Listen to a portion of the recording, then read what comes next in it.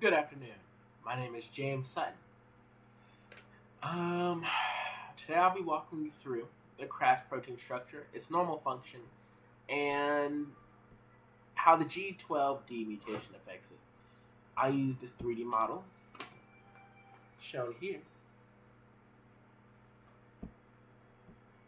to highlight key features and differences between the mutated and unmutated version of this protein.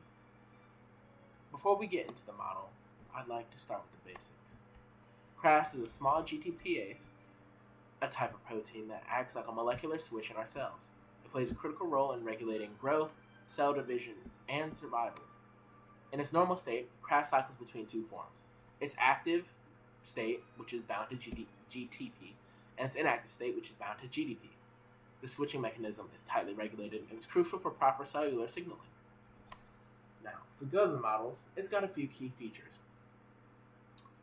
Now, to start, you have the backbone of the structure. The protein structure consists of the blue regions, which are alpha helices, which provide structural stability, the yellow regions, which are beta sheets, contributing to the core structure, and the green loops, which are flexible regions, which are critical to binding to other molecules. Together, these elements form the distinctive 3D fold of KRas.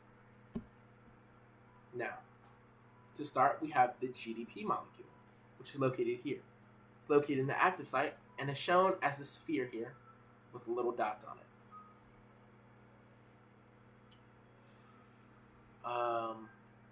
GDP binds here to regulate KRas activity. Then you have residue 12. This is the mutation site, which is marked by the bright red on the big ball.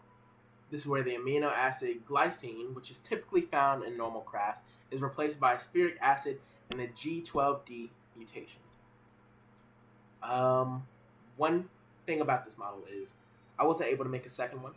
This is what it looks like when it's mutated. This is what it looks like when it's not mutated. If it wasn't mutated, there'd be another ball similar to this one in size up here instead. In the mutated version, that ball is placed here. Now, residue 12 is glycine, a small and flexible amino acid.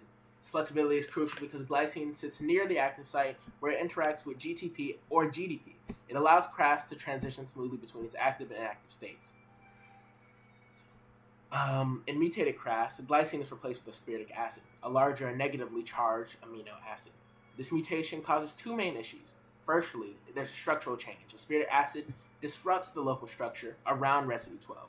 Its bulkiness and charge interfere with KRas's ability to hydrolyze GTP to GDP efficiently. Second, there's a functional impact. The mutant protein becomes stuck in an active state, represented in my model by this light here. If you'll hit the light, Dustin. In the mutated model, the light stays perpetually on an on state, sometimes flickering on and off. However, typically it's going to stay in this on state because of the mutation. The mutation keeps it from being able to signal, and as such, there's unwanted growth and processes happening within the cell. You can hit the light now. This uncontrolled activation drives excessive cell signaling, which contributes to cancer development. As for my actual model itself, the model is good for visualizations. It's got some limitations though. Firstly, it's simple. The protein structure is simplified as best as I can get it into loops and helices and sheets without showing the finer atomic details or side chains of actual amino acids. This model can't capture the dynamic behavior of KRas as it switches between active and inactive states other than the flickering light.